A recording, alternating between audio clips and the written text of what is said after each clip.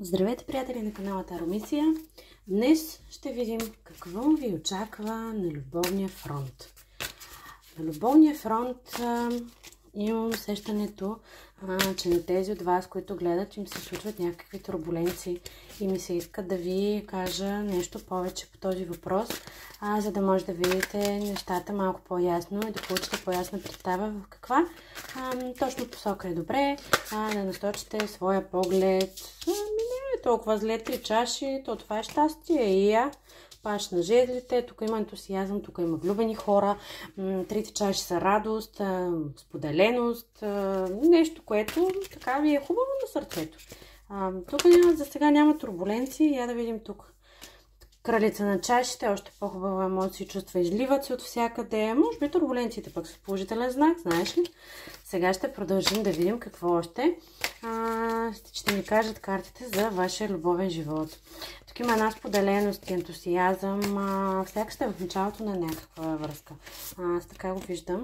В началото сте и понеже сте в началото и се прокрадват някакви съмнения, някакво раздвоение.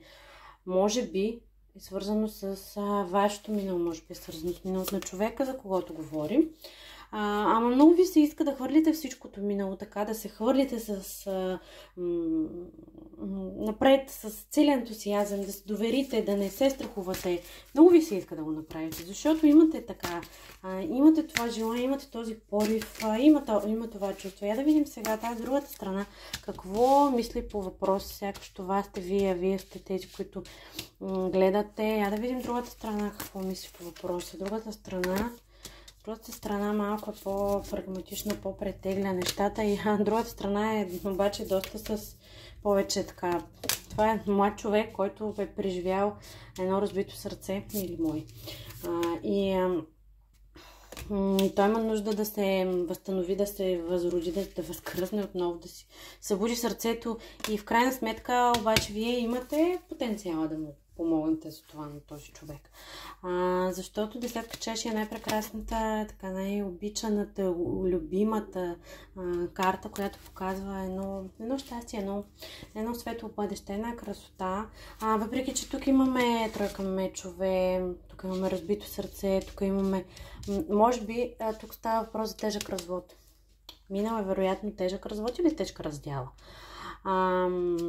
Има нужда да се възстанови, да се събере, защото този човек е такъв чувствителен, раниме.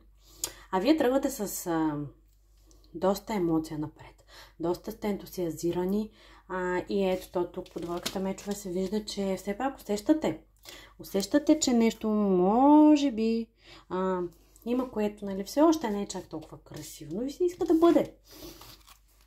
Така че не бързайте толкова. Нека да видим сега какво евентуално пък би следвало да направите. Какъв е съвета? Това не е заповед, това не е нещо, което вие задължително трябва да направите. То е по-скоро да се замислите, да направите, да получите още една гледна точка, един ъгъл на нещата, за да така, предателство има в тази ситуация. Някой се чувства предаден и се чувства предадено дома този човек.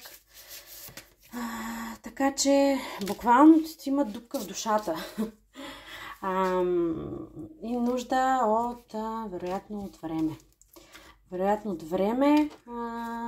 Тук все още обаче не може да се каже дали вие ще сте този човек, който ще го, ако може така да се каже, излекува или не. Нека да видим. Да сложим още 3 карти, за да видим дали ще сте вие или няма да бъдете вие. Има надежда тук. За вас има надежда да имате един дълъг и красив път, в който спомените да могат да останат назад, да не са така, да не пречат на новия живот. И може би вследствие на това, че този човек е такъв мъдър, разумен, той има достатъчно капацитет да успее да преработи, да трансформира тези неприятни спомени, има шанс за ново начало и за ново бъдеще. Разбира се, във всяка една крачка по пътя всичко това зависи от